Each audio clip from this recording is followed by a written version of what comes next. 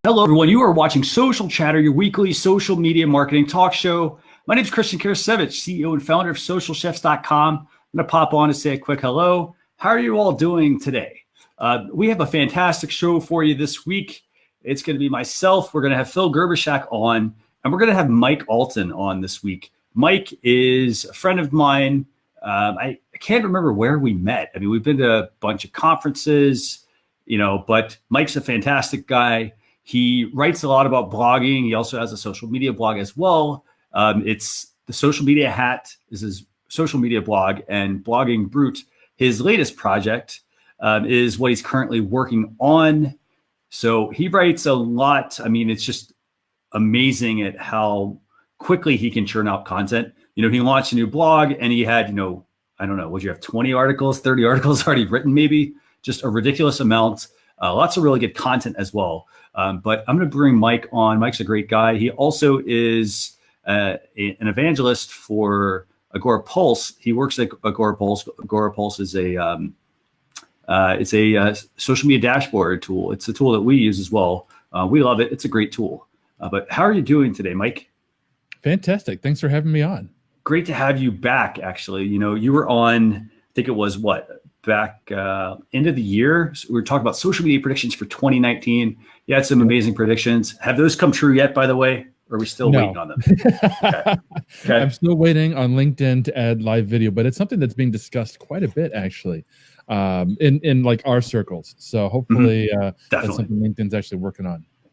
Yeah, I really hope so. So by the way, how's the new blog coming along? I know you've got that. Was it right about the content, or do you have more than that? Yeah, pretty much. It was that, and that's great. I appreciate that intro because it was a really interesting and kind of a scary experiment. I've been writing about blogging for a long time. I've had the Social Media Hat for a long time.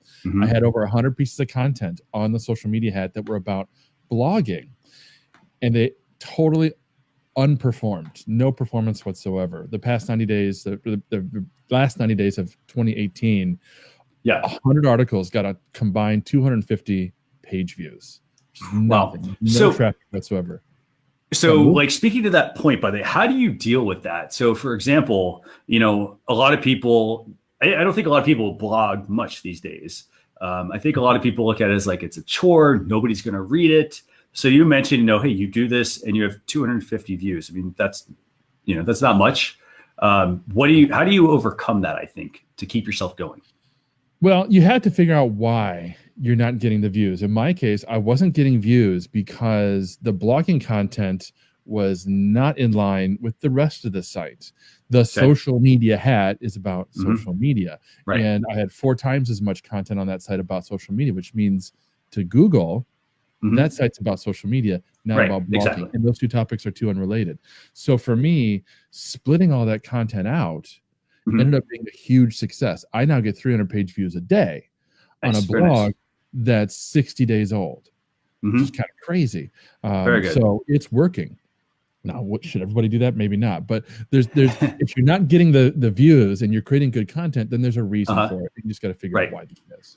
And I think that's a good point you made there, about, you have a blog, and if it mainly focuses on social media and you decide, hey, I'm going to throw in another topic, for a lot of people, that's just not, like you said, Google looks at it and says, what is this main site about? And if you're blogging, if you're and let's use the word writing maybe, because if you're writing about social media on your site, and that's primarily what you write about, that's what your customers are typically, your audience is typically going there for. So when you try to introduce another topic, a lot of times people, they think, hey, I'll just add it onto my own site, and you have to really think, you have to segment your customer properly.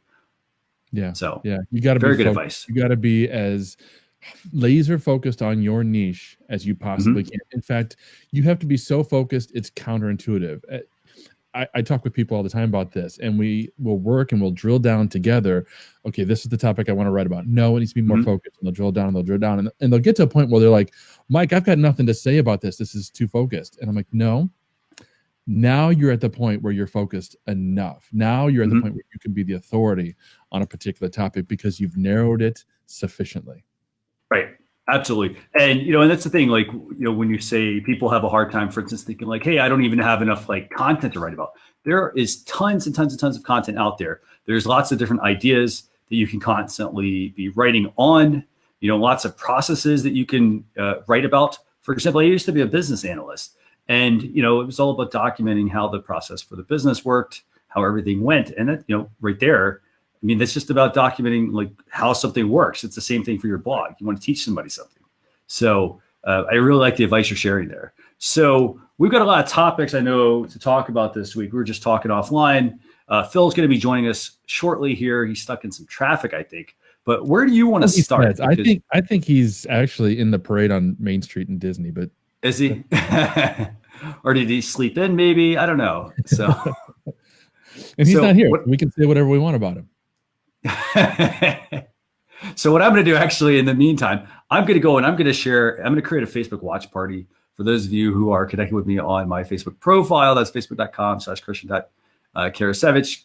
Yes, try spelling that one. Just look up Christian space K. You'll probably find me pretty easily. But I'm going to start a watch party. If you have questions about anything during the show, put them there. If you're watching on our Facebook page at facebook.com/socialchefs, or you can go directly to socialchefs.com/BeLive. That will actually direct you right to the Facebook Live. Drop your questions there as well. I'll do my best to answer them during the show. I think Mike will also hopefully be able to join in and answer those as well. But yeah, and actually, let me point out too, you're also cross-posting, which I think is really cool. And I'm not sure if you've done it too much prior to this episode. You're cross-posting to my page and maybe a couple other pages. Mm-hmm. And so there may be people watching like on the social media at my page or someplace else. Just know that if you comment on those other platforms, we won't see the comment until after the show, but we'll come back and we'll get to it for sure. But that's a great point, by the way, to make that the cross-posting feature very useful, but definitely make sure you pay attention to comments, check them out after the show. If you don't hear something from us. So where do you want to start, by the way? Well, we're talking about Facebook. Let's start with Facebook. I know you got a fun story about Facebook. Yes. Actually, this is I think this is a very good story for businesses, because most businesses, they have a Facebook page, and Facebook has this new feature. And I guess, I don't know, would you call this a feature, I guess? Maybe. What do you think? Yeah. It's okay. Yeah, we'll call it a feature. Sure. So they want pages to be more transparent. Yeah. And what they're basically doing here, and I'm dropping this link here into the comments, but what Facebook is doing is they want you to be more transparent with your content. They also want to be more transparent with, why they're removing certain things on a site, and they're launching this new feature. And basically what this is going to do for you is, and this is starting tomorrow, by the way. So people who manage a page, they will see a new tab that's going to show when Facebook removes certain content that goes against their community standards, and when they reduce the distribution of posts that have been rated false by a third-party fact checker. So that's the first part. Now, the second part is if a Facebook page has been marked for this type of content, what they're also going to do is they're trying to basically make it where you cannot go and take the same, content that you've been sharing on your one Facebook page and make a duplicate page to continue that same activity. Did I get that right, Mike? I think I did, right? Yeah, pretty much. One of the things that I thought was really interesting is that this tab that Facebook is adding, it's only for the Facebook page owners.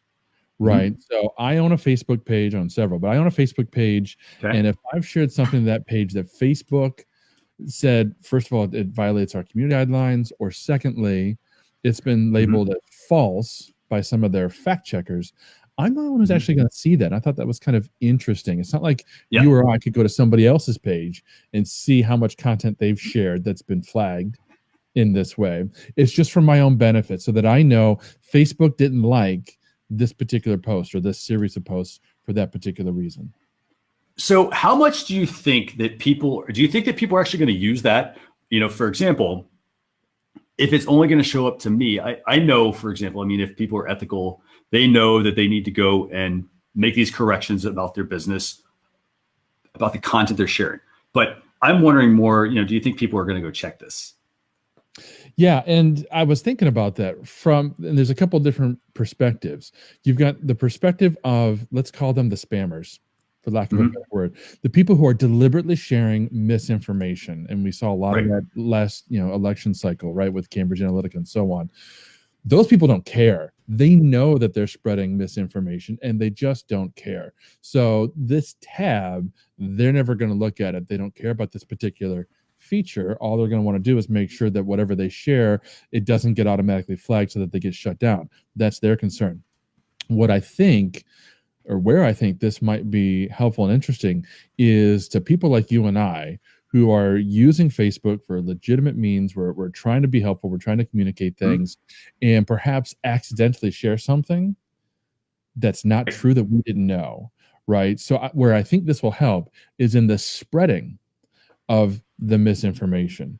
Because you had, again, we see this a lot in the last election cycle, you had pages creating fake news, false information, and then it was being spread by people who thought it was real.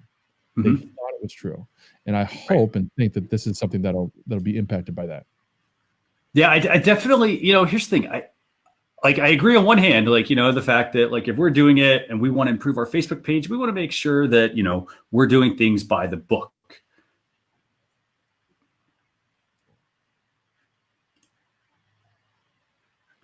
Right.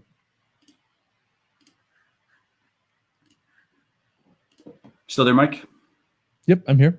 Oh, good. Okay. Sorry, I was getting your audio and your microphone was so good that I was getting, what I thought was you speaking in real time. So what I was saying was, I think it's great for us, if we're going to do things the right way. Perfect. I kind of wish, I really kind of wish that they would actually start to give out a quality score for Facebook pages that is public to, everyone else. Because like you said, people see something, it looks amazing, but then, and they share it because, hey, my friend shared it, my aunt shared it, whoever, somebody shared it that I have a relationship with, that I trust. And maybe they didn't read the article. There needs to be something, I think, that really needs to come up. Maybe it's a filter, maybe it's something that will, help draw people to, take a look at why that content is actually, maybe Facebook automatically flags the content or something, and gives you a warning maybe before you're going to share it. So. Yeah, that's my hope. And I could see where today's release or tomorrow's release would pave the way for exactly that. Because if they start showing the page owners tomorrow, within a week or a month or a couple months, they could easily turn that around and be sharing very similar data with the page followers. Just like right now, you can go to a page and you can see the ads that page is paying for. So now Facebook has basically created full transparency for the advertising dollars that are being spent. So yeah, to your point, it would make sense for there to be full transparency about how that particular page has frankly acted and behaved over the past few weeks and months. Absolutely. And in this article, you have to look for, they call it a page quality tab. I'll pull the image up that they provided. So you're going to see this page quality tab here along the top. So you obviously see your page, your inbox, your notifications, your insights. So if you're an admin, you're going to see page quality. You're going to also then be able to see the content that was recently removed. And then also things that were recently found to be fake news by independent fact checkers, which I think is useful. So I'm glad they're doing this. By the way, I'm going to bring Phil in here in a second after we get off this. Or, we'll bring Phil in right now. Let's bring Phil in as well. Let's see what he has to say about this topic. So, Phil, how are you doing? Hey, what's going on? How's it going, guys? Sorry I'm a little late. Hey. It's great to be here. All good. No worries. So we were just talking about this whole feature, this whole fact-checking feature that Facebook's rolling out, basically for pages. It's a Facebook page quality tab, essentially. What do you think about that? Mike and I are both, I think, of the same mindset of this, but what do you think? Well, good feature for pages? Absolutely good feature. More transparency, even if it hurts me in the short term, is good in the long term. I want to serve my customers. Full transparency. My goal is to serve my customers, because if I can serve them, they can eventually buy from me. So I think this is fantastic news. I want to be transparent. I want them to know that maybe other people aren't being transparent, because I can tell you, I'm not full of crap, but I know plenty of people out there that are. And it'd be great if we could tag their post as, no, they say this, but they really do this. Therefore, here's a fact check right there. Perhaps we can deem their site untrustworthy for news because they're not really sharing what they do. They're just sharing what they think we want to hear. Good point. Good point. Anything you want to add, Mike? No, I think we covered that one. Okay. So where do y'all want to go next? So this is the first topic we just covered. What do you want to cover next? Mike, you want to talk about some Twitter? Yeah, we talked Twitter. Yeah, let's talk about Twitter. So, let's start there, Christian, with the new publisher tools to actually help us use Twitter to boost an event, right? To actually make it more fun than, hey, if you know the secret handshake, you can join our Twitter event. What do you think, Mike? Is this big? I mean, are you guys going to be implementing this? I'm curious how this integrates into Agora Pulse, man. Well, I think it's interesting. I think for a lot of people, it might be helpful to make a distinction between what Twitter's talking about when we talk about events. And you mentioned two words that a Facebook user would think differently. When you say events and boost on Facebook, that means something totally different, right? Yes. Twitter is talking about real life events. Like in their article, they talk about CES, the electronics show in Las Vegas. They're talking about real life happenings and how those are being talked about on Twitter. And what Twitter's wanting to do is help us to understand the real-time tweets and the real-time reactions that are going on, and also try to give us a heads up. And I don't know how they're going to do this well, but they're going to try to give us a heads up as to what events are coming in the future that we as a business and we as a marketer or just we as a consumer might want to be interested in. So I think that's really interesting. As far as third-party tool integration, I mean, like Christian said, I work with Agora Pulse, so I'm up to here with APIs in terms of having to understand all this stuff. And that's always the first question that we have as a tool provider. What's Twitter going to let us do? What are they going to put into their API? What are they going to allow us to tie into so that we can see that data and then pull it into our tool? Yeah. That remains to be seen, but it could be really interesting. Well, you say real life events, though. Now, hold on. Are you telling me that you don't believe that virtual events are real events, Mike? Because I think that's a real life event. Yeah, no, your point, absolutely. Sure. Right, like this is an event. So I could see, hopefully, right, we get a conversation around this. We could have people talk about it. We could, if they're really doing events right, to your point, I would call a real life event, not a real life event, which is it's your birthday, it's your anniversary, right? That's a life event versus a real life event, which is something real people can attend.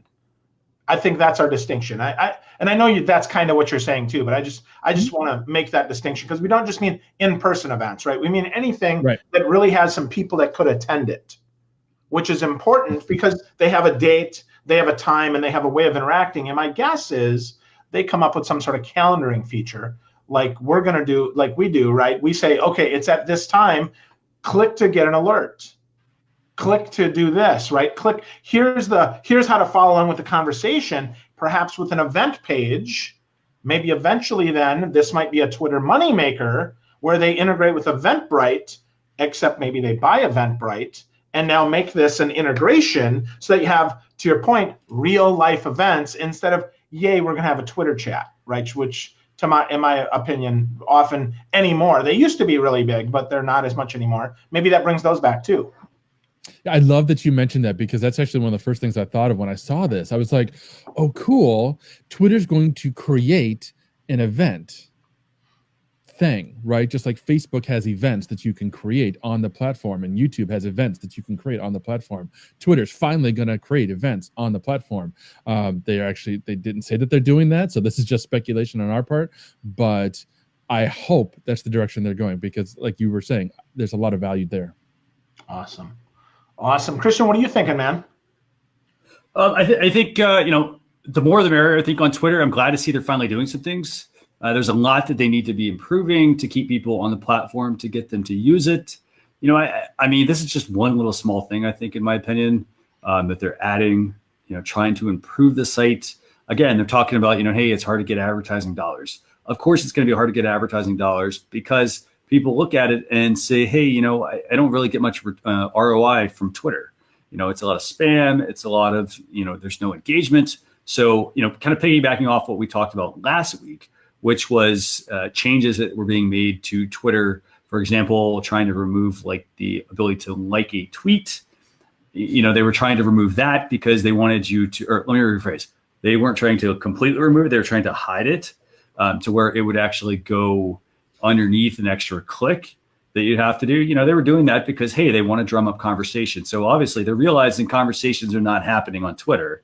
They're happening on pretty much every other platform, mainly just Facebook and Instagram, I guess you could say. But, so that's my takeaway on this one. Yeah, cool. And it really speaks to the bottom line issue that Twitter as a platform has almost always had, which is that people don't tend to spend a lot of time on the platform. You'll pop in the morning, maybe look for any tweets or mentions that are of interest to you. Maybe you'll come back later in the evening for a very, very brief amount of time.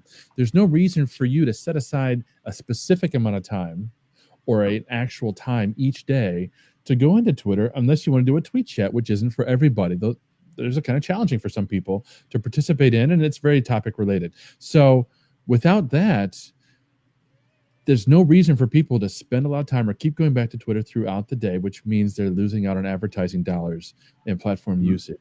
So if they were to be able to create more synergy around these events, that might draw people into the platform at specific times for longer amounts of time. Yeah, well, and to go back, right? And to go back to it. I think the historical value, much like this, right? We have a replay. So imagine you can replay the event then, see in real time what comments were made, and then also see the replay comments and some other stuff. I mean, this makes Twitter a destination again, as opposed to just something that you go to get the news and then you bop out, right? Like I'm reading the morning paper, I'm having my cup of coffee, and I'm meeting the 17 newsworthy things that are on there. Now, I'm curious, and I'm not trying to get political here, but I'm curious, do we see that politicians might use this as also like a town hall? That could be pretty cool, right? Because, if it's 5 o'clock on Thursdays and not all constituents can be there, I would be curious, though, if you could mute certain users. So, for instance, my senator from down the street here in Tampa, or my alder person, right, is local. I don't want national people jumping on that because they're going to hijack the conversation. So that's another interesting question, right? Do we geofence that? Do we make them sign up for the event? I don't know. All thoughts that might be there, but I think this is a great step in the right direction. So bravo, Twitter. I wonder if Jack got this idea or who he got this from, because this is really good. Well, hopefully he starts to follow in the footsteps of Facebook and Instagram, because we as marketers, we gave those platforms a lot of shit over the past year or two for copying features from like Snapchat and so on, but it works, right? Instagram continues to just blow up in popularity, even with these stolen features, because everybody likes them. Stories are interesting. People like to create stories. They like to view stories. And so I think why not look at some other platforms and draw out and implement those features that make sense for your platform? Definitely. Yeah, awesome. Totally agree. So sticking with Twitter, by the way, so the next topic we actually want to talk about this week is, pretty much a pretty basic update. But for those of you looking for a scheduling tool, if you're looking for something that's free, Twitter, who owns TweetDeck, you can now go to tweetdeck.twitter.com. You can schedule your tweets. This will allow you to schedule tweets with multiple images as well as tweets with video. So what do you guys think about this? Is this, a too late type thing, or is this, this is great timing? What do you think? Mike, I'll let you go first, because this might cut into what you guys are doing, right? I mean, that'd be my concern. If I'm Agora Pulse, right, I'm wondering now, do they take this and then do they shut off the API? To your point about the API, I'm up to here, even higher than you, with bullshit that these platforms are doing to try to force us to use them. What do you think? Yeah, I'm not worried. As a tool, Agora Pulse, we're focused on medium to very large businesses. We're not focused on solopreneurs. Our tool is frankly too powerful, too expensive for a solopreneur. And I say that because if you're only using Twitter, you got one Twitter profile, Agora Pulse is overkill. TweetDeck is perfect. TweetDeck is fantastic. That gives you that extra set of tools that the native platform doesn't offer you. If you're only using Facebook, if you only have a Facebook page, you don't need a tool. Facebook gives you everything that you need right within the platform. Twitter doesn't really do that. They've decided to have a different tool that they bought and then they integrated. So TweetDeck is what Facebook Page Manager is for Facebook pages. So I'm not worried about it from a tool perspective. And one of the interesting things with the networks and the third-party tools is there is a bit of a love-hate relationship. The platforms want you to use the platform. They want you to stay on the platform. But at the same time, they understand that that's not a reasonable expectation for everybody at the same time. So they realize that third-party tools have to exist to help businesses and important people, influencers that have a lot of different platforms that they want to manage. If you're an influencer, you have an Instagram and you've got a Twitter and you've got a Facebook page, and you need help managing those way more than what the platforms themselves want to give you. So not worried at all. Good. Christian, what about you, man? So I got to say, I love your point you just made, Mike. I think you made a fantastic point about the fact that, a lot of people, they get into social media, or they have their business, they start it up and they're like, hey, I'm going to start all these social media channels. And they're quickly overwhelmed. And they think, oh, hey, I'm going to use a scheduling tool. And then they start looking at all the scheduling tools that are out there. And there's a lot of them. There's a lot of them that don't do a good job. There's a lot of them that, they're primarily for one channel, for instance. We won't name the name of that tool, but there's plenty of tools that are very geared towards trying to get customers, to sign up for stuff that they really, some that's too confusing for them to use, for example. And I like the point that you made. You have to start with something that is going to help your business get off on the right foot. So for example, if I'm going to use a TweetDeck, TweetDeck's free. It's buried, it is kind of buried in the Twitter system, but tweetdeck.twitter.com, that'll get you right to it. It's a fantastic platform. I mean, that's the tool that most people were using if they weren't using some of the other scheduling tools that were out there when Twitter kind of just started kind of getting going. So I think it makes a lot of sense for people to start with like a TweetDeck, and then if their business needs a Facebook, has multiple Facebook pages, for example, things that are outside of what those free tools can do, that's when they need to consider using a paid tool, and not just say, hey, let me go with the first paid tool that's the cheapest. Go with the one that will help your business the most. So I think that's key. Yeah, totally agree. I think, and really, it's smart that the platform set it up for businesses that maybe don't have any money or don't have the I don't know, skill, if you will, to manage this, right? So one of the two, because frankly, you do need a little bit of skill to use an Agorapulse. You have to understand, like, what am I really trying to do here? It is not just, hey, I'm going to buy it and oh my gosh, it's awesome because it's a great tool. But it takes time. You have to, you have to go through the videos. You have to do that. It is not, and let's back up even further. You have to have a Twitter account to manage a Twitter account. You have to go to twitter.com and have an account, right? And while that seems obvious to some business owners, they don't even understand that. I know some of the folks that I coach, they put the cart in front of the horse and they'll go buy a great tool and then they don't even have an account. It's like, hold on, let's slow down.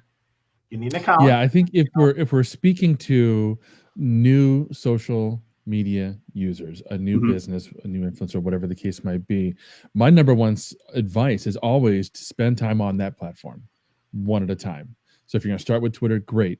Spend all your time on the Twitter app, the twitter.com desktop platform, and learn the platform. And a tool is not going to help you learn what works and what doesn't work on Twitter. It's not going to help you learn how to make a great tweet or anything like that. Right. It'll facilitate that down the road, particularly once you've got 60, 90 days into it and you're happy and you're comfortable with Twitter, you know what's going on. Now you're ready to move on to Facebook or LinkedIn or YouTube, and you start adding those channels to your repertoire, adding your larger and larger footprint online. That's when a tool can come in and absolutely help that. Now you know what's working on Twitter, and you can automate that either with TweetDeck or something better, and you can spend your time learning a different platform. It makes a lot of sense. I mean, I think those are great points. And the thing is, this is my piece of advice for any businesses just starting out. So the first thing you should usually do is you want to claim your social media channels.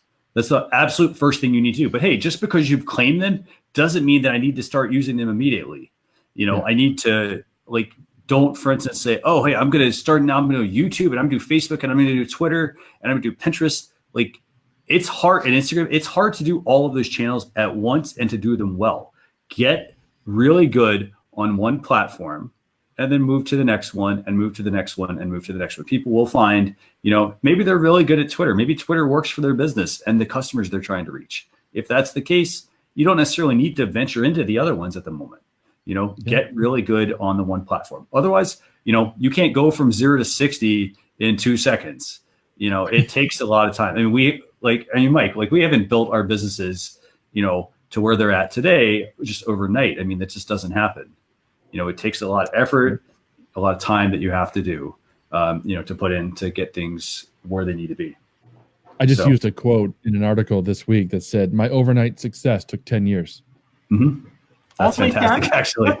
That's kind of too fast, Mike. I'm kind of disappointed there. So, yeah, it takes time, right? That's right. So, yeah, but definitely tools like this will help for sure. And so if you're a new Twitter user, stay on the platform, play with a little tweet deck. Don't overschedule yourself. Just because you schedule doesn't mean that you're going to get any results. Right. And scheduling social media updates does not mean, hey, I'm doing social media. Like that's not even close to what it is. So just keep that in mind, just because anyone can schedule. Yep. It comes down to engagement and, how you're doing things. So there's a lot more to it. Absolutely. And, as Katie Miller mentioned here, hey, Twitter makes her head hurt. She says, hey, juggling platforms is time consuming. And, that's a point we've been trying to drive home as well to people that are watching this week. So I want to switch gears here. I want to go to a social network that we don't really talk a lot about, and it's WhatsApp. And we don't talk a lot about WhatsApp because a lot of people, if you're back in the States, for example, WhatsApp is not huge. Whenever you bring up WhatsApp, people think, oh, hey, you must be overseas. You must be in a foreign country because WhatsApp in the States, people only activate it when they get ready to travel somewhere. So I think this is actually a really good update from them. They're basically starting to tighten the number of users that you can share a message with. Now, this topic, it came up because a lot of time, it kind of goes back to Mike, what we were saying earlier. People are sharing things without really reading them. The same thing is happening on WhatsApp. So This is actually a lot worse because what people are doing is they're sharing the content, they're not reading it, and they're immediately jumping to conclusions. For example, they read something that somebody might have either shared or written on WhatsApp, and it was, for example, maybe it was a crime or something like that took place. Those people are jumping to conclusions. In some cases, people are getting killed, they're getting attacked. There's a lot of negativity happening. So WhatsApp, as a result, what they're doing, and this is a 6-month experiment they did in India, they're basically going to be limiting how many people can share the message. So, for example, you can share it with up to 5 chats at one time. So, do you guys think that's, what do you guys think about this? Good update, bad update? What do you think? About time. Well, to your point, I don't use WhatsApp because I'm in the US and I have all these other channels going on. But, for those of you like me who don't use WhatsApp, this is more like Facebook Messenger, right? This isn't Facebook where you're going to share one-to-many. This is more like Messenger where you're going to have one-to-one chats or maybe some group chats set up. And so it's limiting how many times you can basically copy and paste to multiple chats that you may have going on. So while I don't use it, while I've never experienced or been the recipient of that kind of a spamish, message, it makes total sense to me. Yeah, I think it's about time. Any of these platforms, whenever it gets out of control. And I guess you can think of it as how, because the messages are coming from an individual, the people who are receiving those messages innately have a higher level of trust, right? This isn't just something they're seeing in their feed from a page or something like that. It's something that I sent you, Christian, and so you're like, oh, Mike sent me this. I'm going to read it, and I know Mike, so he must have checked it out. It must be real. So I think it makes sense that this would help to reduce the amount of spam, the amount of fake news that's being distributed. Yeah. And here's the other thing with this, I said earlier, like they're limiting it. It used to be you could share it with 20, up to 20. This was actually, so it used to be 20. They're now cutting it down to 5. Here's the thing though. It's not that big of a change because you can have up to 256 people in a WhatsApp group. So, for example, you got 256 in a single chat. Sorry, in a single chat. So if you have 256 people in that chat, multiply that times 5, it's going to give you 1,280 people. So you're still able to actually reach a pretty big audience. So keep that in mind. I think from a business perspective, again, I mean, you have to look at what you're sharing. If you're sharing things, for example, that you've not read, or things that are, have been deemed fake news, for instance, you have a responsibility, I think, as a business to know what you're sharing. So keep that in mind. Anything you want to add, Phil, on this one? Well, I just want to say it's about time, right? Any of these platforms, they need to be cutting down on spam. I'm still here. I see you. Hello. Yeah. You hear me? Christian, do you hear me? Okay. And you should know, WhatsApp is owned by Facebook. Absolutely. Mm-hmm. So it's in their best interest. See Facebook and Instagram making changes in terms of privacy, in terms of tamping down on fake news and transparency. It's not surprising to see similar initiatives on their other platforms. Yeah, totally agree.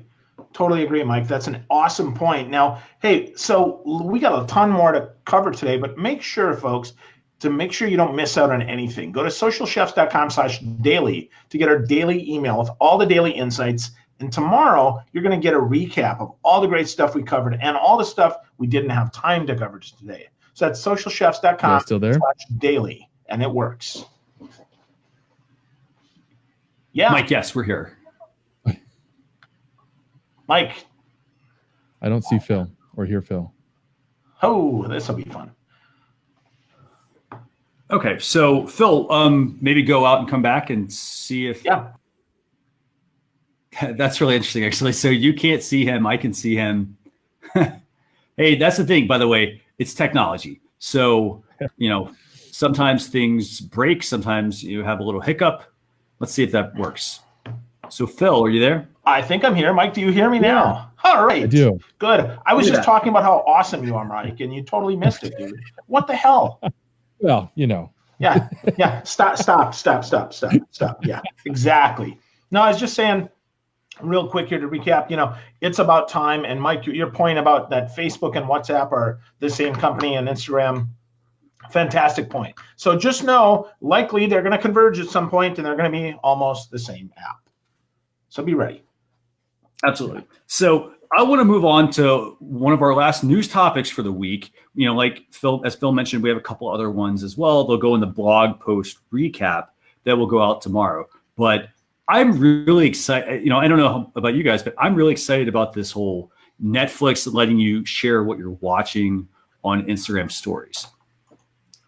Have you guys had a chance to check this out? I don't share Instagram stories. They're private just for my friends. So that doesn't work for me. But I get it, though. And I think this could make, as far as a business person, they could set up a watch party or something like that now drives some interest, and then share the highlights in their Instagram stories. Thus, hey, Mike, I was going to invite you, buddy, but I knew you were busy. But next time, you make sure you come. I mean, I think the FOMO that you could share with this is fantastic, because as a business, sometimes we don't just want to be business. I want more fun. So I don't know. Mike, what do you think, man? I think this is really good for Netflix and Instagram. Much like last year, where they had the same integration between Spotify and Instagram. Where I was able to, share what I'm listening to. And you, as part of my Instagram story audience, you could actually listen to frozen in time, Christian, and discover, new music and share that musical experience. So I think it's very cool that Netflix is doing this, because Netflix, from a historical perspective, I'm going to get a little geeky with you guys for a second. I know where you're going with this. I know exactly where you're going with this. Super interesting how Netflix has become ingrained in our pop culture. Right now, it's Netflix and binge and Netflix and chill and all these other kinds of phrases that have become a euphemism for watching binge-worthy entertainment, even if you're not actually watching Netflix, right? If you're watching Hulu or Amazon Prime, that's okay. It means the same thing to us. So as a culture, it's really interesting how this has become so ingrained, and it makes sense for people to want to share what they're doing. And the other thing is, I've always looked at Netflix as being a very cutting edge company. So, for example, they were still doing the whole DVD thing. People were like, oh, everybody was always rooting against them. Netflix is never going to catch Blockbuster, for example. For those of you who know what Blockbuster Video is, Netflix is never going to catch them. Nobody's going to do DVD by mail. And then, they've just been doing the same model for years. And, now like they're pushing the envelope as well here. I mean, now, for instance, I think they just got invited to like Screen Actors Guild, right? So they've gotten, I think they've been winning some Oscars, right? They're just tons of awards. They're starting to cherry pick a lot of, actors and actresses away from a lot of Hollywood studios. So it's pretty amazing watching what they're doing. So in looking at this, I don't know of any other tool besides the whole Spotify thing. Is there another like video platform that lets you share your content directly to Instagram stories? For example, like I don't think YouTube allows you to do it. So, I think that Netflix is pushing the envelope here. I mean, the next thing I could see is, Facebook having some sort of way for you to share your live video, for example, to Instagram stories or something that effect, like kind of, having some good tie-ins, very similar tie-ins. Well, and so that's the fascinating thing. Instagram is now open to Netflix, which really is a competitor to Facebook Watch. Mm-hmm. I mean, this is really fascinating to me as I think about this. Facebook Watch is they want original content, right? They had the Tom Brady story last year. Mm-hmm. That was really, really well done. But I couldn't share even a piece of it to my story. So I'm watching this and Mike, I want to share this with you. And what can I do? I can share a link. I can share a comment. Maybe I can share, a little bit. But if I could say, here's 10 seconds and Mike, click here to you go back to episode 1 and watch this whole thing. Wow. Right. So Facebook opened up their API for Netflix, but you got to wonder, are they going to now rip off Netflix and make sure that this works for Facebook Watch? Because that's what I'd be doing, right? I'd be watching, how is Netflix building this? And hopefully Netflix is listening too. And Netflix is saying, well, I'm going to build a patent, or maybe we're going to build an exclusive, or maybe these two companies merge. Because frankly, if Amazon and AMC could get together, there's content there. Now we've got some Apple Disney stuff happening here. And then we got Facebook and Netflix. And now we've got 3 mega media conglomerates. Then one of them buys the New York Times and one of them buys the Washington Post. Oh, wait, Amazon owns them. And one of them buys, some other paper. And now we've got mega media conglomerates again. Kind of crazy. And I've got a video showing everybody how this works. But I think those are great points, both, fantastic points. Mike, what do you think? Yeah, I think share your Netflix to Instagram or you will die. Oh, thanks. So it's Mike the Bird Box Alton there, ladies and gentlemen. Give him an Oscar. Very nice, very nice. I got to say, the part that I really like about this is the fact that, there's 2 parts of this that I think are really cool. So one of those is if I'm a business, for example, maybe I have customers that, maybe they do look to me for certain things like technology, maybe they like my choice in movies, for example, or we like the same actor or actress or the same show.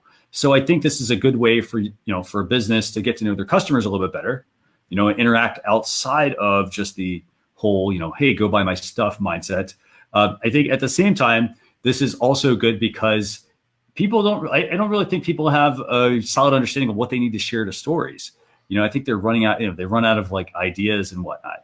So what do you end up seeing? Then they start saying, oh, hey, let me put my blog post up. Let me put this up. Let me put like stuff that's not like, the vehicle only moves so much. So I think in this case, this will give people something else that they can share to their stories as well, to make them, more interactive and keep people, kind of tuned in. Humanizing the brand even more based on the movies that you show.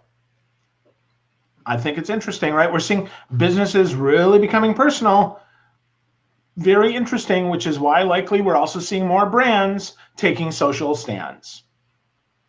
Because it works. Mike, anything? It works. So, by the way, I agree completely.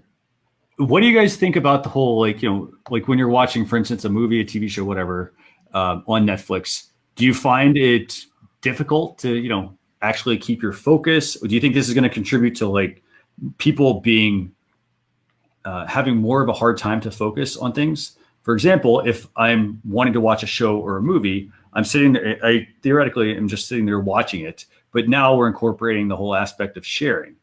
Are people going to be sharing things during the show, or that, what do you guys think? They already do. Well, they already do. You think it's going to contribute to that being worse off, maybe? People's focus? Worse off? Focus. Okay, so worse off, I think no, right? Because I like Overcast. I listen to podcasts now. I can share point in time to Twitter right now. So I can say at minute 17:36, Christian Karasiewicz said something really smart. You need to listen in. And instead of saying, listen to the whole episode, start there. Already the case, which makes it more rich, which means more listenership, which then means if you do a good job and you're smart just for more than 10 seconds, now you get more listenership. Because I think people already third screen it, man. Some of them have a fourth. I've got my laptop going. I've got my iPad going. I've got my phone going. And I'm watching the show. Right? I mean, right now, Christian, I'm looking at Facebook to see if anybody's commenting on this show. Same freaking way. So I don't see this as a change. I see this just as more social. And to your point about less focus, of course, less focus, right? We all multitask. I mean, hold on. I got to go let the dog out, right? I mean, come on, right? We're all doing that. And then I got to do the laundry. Oh, and I'm listening to the show, right? I mean, that's already happening. So I don't think, less focus. I don't even, that F word isn't in my vocabulary anymore even. Okay. Mike, what do you think, Mike? Christian, Phil, I have one screen. I am focused on you guys right now. You have my full attention. Oh, hold on. I just got a tweet. Mike Galton says that's just a joke. Mike, did you schedule that through Agora Pulse? I see how you are. So hold on, but my mom doesn't get the whole scheduled thing. Okay. My mom likes real time. My mom will sit there. She has my tweet set up to come to her via text message. We have had breakfast together, and mom will get a tweet from me and be like, but you were here with me. Your hands were like you were eating lunch. How did you send that tweet?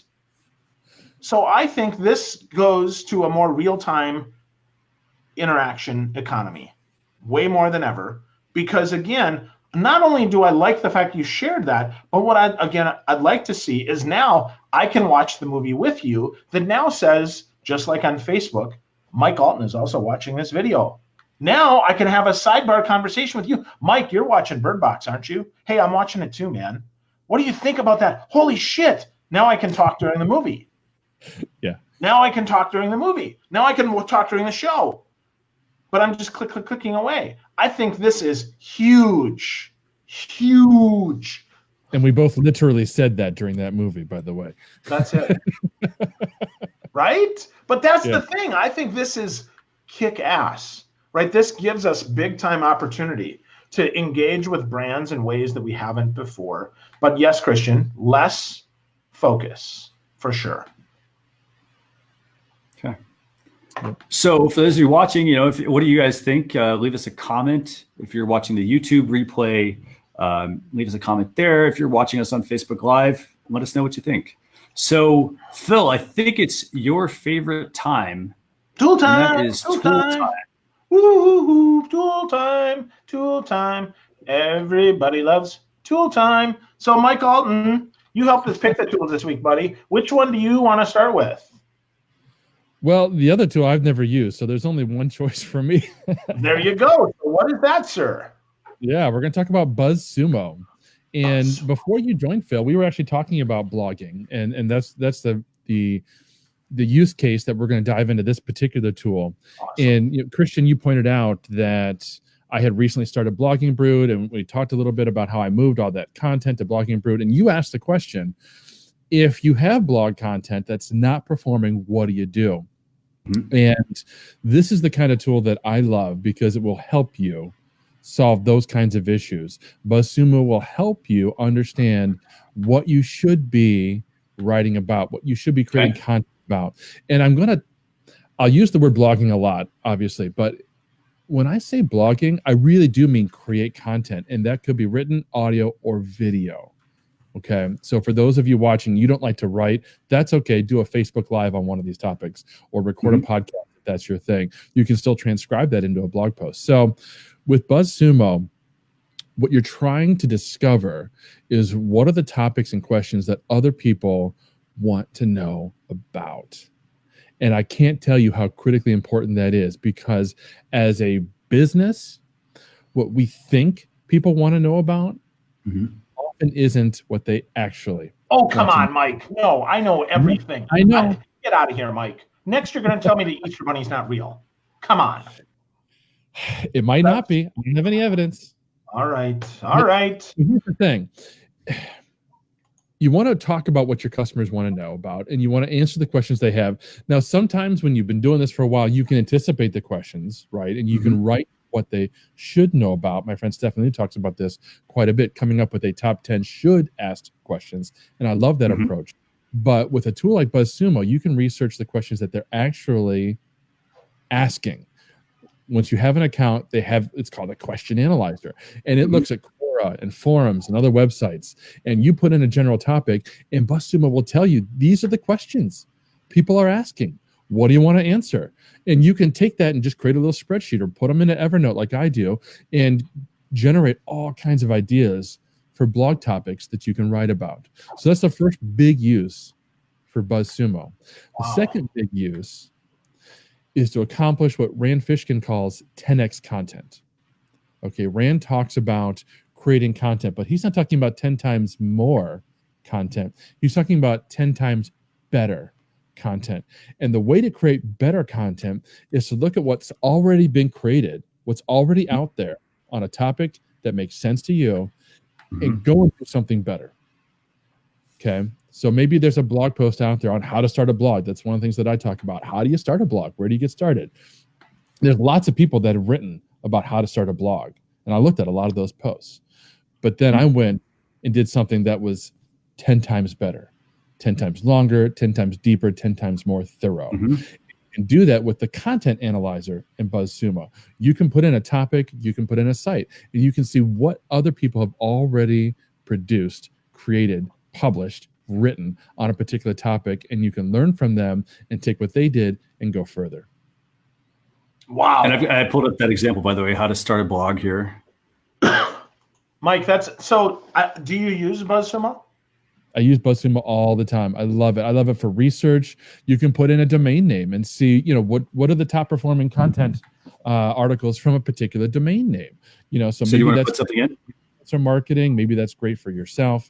Whatever the case might be. So which plan are you on, Mike? Or do you just use the free? I'm on a complimentary plan, and I'm not familiar with the pricing, so I can't really tell you which one to go for. Okay. Because I've done some partnership with BuzzSumo in the past, and I've written about them, so they've been kind enough to give me a plan.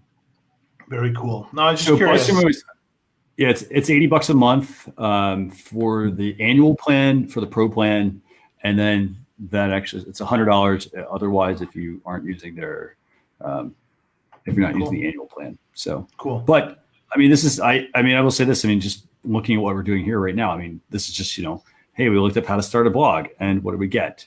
We can see the sites. I mean, obviously, there's a lot more once you log in.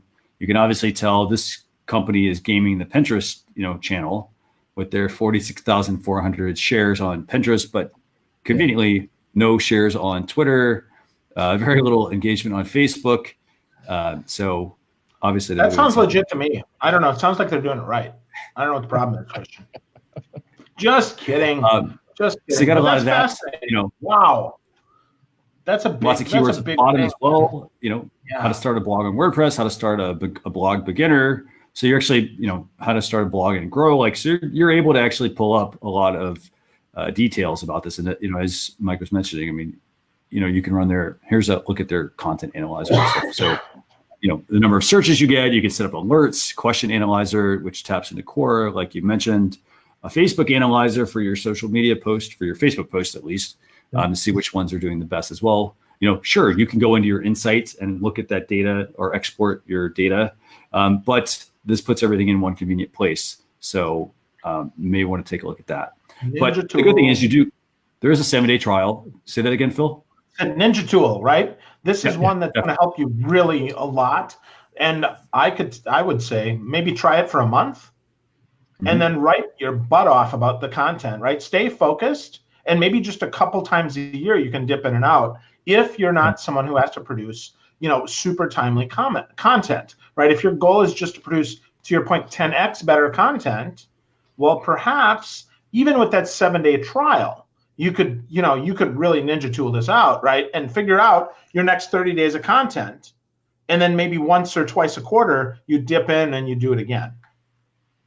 Oh, absolutely. I mean, I don't want to take money out of BuzzSumo's pocket, but you are 100% right. For most businesses, this isn't a tool that you're going to have to go into every single day. You can do a deep dive and spend a week brainstorming your content for the whole year. You know, to your point, Christian, you did a search on, how to start a blog, and then you start coming up with all these other things, like how to start a blog with WordPress, how to start a blog in 2019. You come up with all these other kinds of ideas. So if you've got a focused keyword phrase for your business, and you have a focused keyword phrase for what you want to rank for and what you want to perform for, you can use BuzzSumo to come up with all these other variations. You might have 10, 20 additional articles that you can write to supplement that pillar post that you started with. Definitely. Wow. And to that point, another thing that I do, for example, I write down, I have an article I want to write about. I make, hey, that's the first blog post I want to do. But then I have a drafts folder, and all I do is just add drafts. And I have, thousands of different posts that I want to write, and I kind of pick what's relevant. Hey, if that one's not relevant anymore, doesn't have as much value, I can remove that. So, you can get a lot out of it in just a month. But, I think it's a very useful tool to have for a business to have essentially at your disposal. And as Phil mentioned, you can pay monthly or yearly. You can switch plans. You can cancel anytime. You get a 7-day trial. What's not to love? I got to say that. So this tool gets 2 thumbs up from me. Totally. 2 thumbs up. Oh, go ahead. No, I was just going to say, Mike, you got action, brother. You got it. I've got one more ninja hack for you using BuzzSumo, right? So let's say you've decided what you're going to write about. You've decided how you're going to create a 10x piece of content based on your research. There's one more tool buried within BuzzSumo, and that's the backlink analyzer. So you can take a look at some of your competitors who have already written on that topic. It's not as good as your post. You can see who's linking to them. Okay, so let's go with my example, how to start a blog. There's lots of people that have written how to start a blog. I can plug in one of the top ranked articles for how to start a blog, see who's linking to that. And then I reach out to those businesses and say, hey, I've got an even better resource that you might want to link to. Yep. And that's a great point. I get that actually a lot with some of this content on my site. People will, they'll reach out to me and say, hey, can you, we think you've got a good article. Can you change out the link where you're linking to somebody else for our article, for example? Kind of as you mentioned, you can also look at it and say, well, hey, you know what? I can write better, or I can write a better piece of content. And oh, wow, yeah, that person's article is, 10 years old, for example. Yeah. It's much better to link to somebody that's current. So keep that in mind. Good. Very, very, very powerful tool. Wow. Yeah. Great ninja hack, by the way. Wow. Well, we've got more tools, folks. I would tell you, though, let's end there. Send them to go ahead and sign up, though. Socialchefs.com/daily, because that stuff that Mike just dropped about BuzzSumo is going to make your head explode. Backlink Analyzer, all the goodness. Check it out. And Mike, where do we get more from you, buddy? Bloggingbrute.com. I'm the blogging brute everywhere now. So that's the best place to go. You can learn about blogging, content marketing. You can learn more about me, whatever you want to do. Awesome. Bloggingbrute.com. And next week, Christian, we've got my pal Phil Reinhardt coming on with us. Definitely. So that's exciting. I'm looking forward to it. Yeah. So what time is next week's show, by the way? Next week, we're flipping it back to the 10 p.m. time frame. So 10 p.m. Eastern, 5 a.m. Christian time, 9 a.m. or 9 p.m. Central, and hopefully we get some people to join us because we're still testing, folks. This year, 2019, is going to be a year of experimentation that we figure out exactly how to make you and your business soar. So stay tuned, folks, for more Social Chatter. Mike Alton here, the bomb diggity buddy. Thanks for joining us this week. Thanks, guys. It's always a pleasure to chat with you guys. Thank you so much, Mike. So we'll see you guys next week, 10 p.m. Eastern Standard Time next Thursday. If you have any questions or anything, you can also reach out to us, socialchefs.com/contact. Drop us a line, leave us a note on any of our social media channels, but you can reach out to us with any questions you have. So thanks a lot for joining, Mike. Thanks a lot for stopping by, Phil, as well. Pleasure. Another great episode in the books. Woo-hoo. Have a good evening, or what, I guess day, everyone. Thanks.